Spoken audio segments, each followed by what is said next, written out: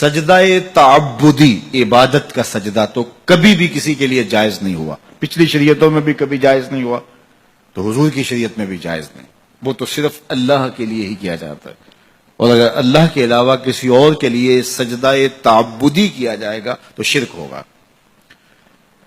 یہاں سجدہ تعظیمی کی بات ہے، وہ پچھلی شریعتوں میں جائز رہا، ان کا تحیّد تھا، جس طرح حضرت آدم علیہ السلام کے لیے فرشتوں کا سجدہ ریز ہونا، یہ سجدہ عبادت نہیں تھا، یہ سجدہ تحیّد تھا، تعظیمی سجدہ۔ تعظیم کے مختلف روپ ہوتے ہیں نا، یہ برٹش قانون ہے کہ سیلوٹ کرتے ہیں، یہ تعظیم ہے، تکریم ہے۔ ہمارے سندھ کے علاقے میں چلے جائیں تو وہ ہاتھ جوڑ کے سائیں کہہ کے محبت کا، عزت کا اظہار کرتے ہیں۔ ہمارے یہاں چلے جائیں سرائکی بیلٹ میں تو وہاں وہ پاؤں پہ ہاتھ رکھتے ہیں۔ تو مختلف ذرائع ہیں تعظیم کے، کہیں سیلوٹ کیا جاتا ہے، کہیں ہاتھ جوڑ کر کے، کہیں جو ہے وہ عزت کے لیے اور ذرائع ہیں۔ تو تحیّد کا سجدہ تھا کسی زمانے میں، اسی حضرت سیدنا یوسف علیہ السلام کے لیے 11 بھائی اور ماں باپ نے سجدہ کیا، جو انہوں نے خواب دیکھا تھا اس کی تکمیل ہوئی، اور پھر کہا یا ابت ھذا تاویل رؤیا من قبل، میرے باپ یہ ہے میرے خواب کی تعبیر جو میں نے بہت پہلے دیکھا تھا۔ تو وہ تعظیمی سجدہ تھا، وہ تکریم تھی، وہ سیلوٹ تھا، اور مختلف زبانوں کے اندر ایسا ہوتا تھا۔ لیکن حضور کی شریعت میں تکریم کا یہ انداز ختم کر دیا گیا،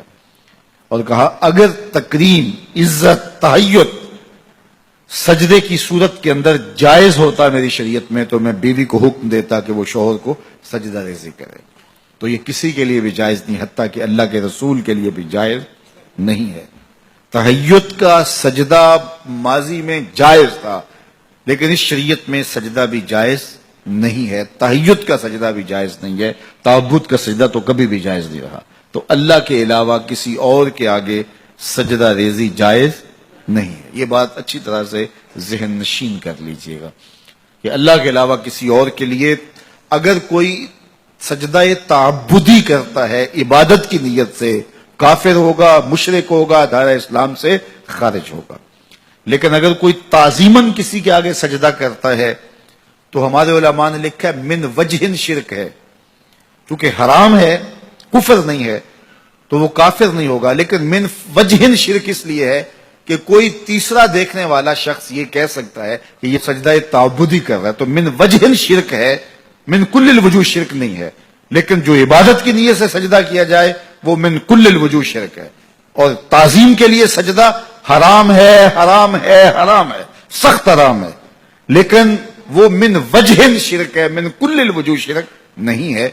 چونکہ اگر من کل الوجوہ اس کو شرک قرار دے دے تو پھر حضرت یعقوب سے شرک کا کیسے ان کی طرف نسبت کی جا سکتی ہے، فرشتے کیسے شرک کر سکتے ہیں، یہ بات اچھی طرح سے ذہن نشین ہونی چاہیے۔ وَقَضَىٰ رَبُّكَ أَلَّا تَعْبُدُوا إِلَّا إِيَّاهُ، کہ اس کے علاوہ کسی کے لیے سجدہ ریزیاں نہیں ہوں گی، عبادت کا استحقاق اسی کو ہے،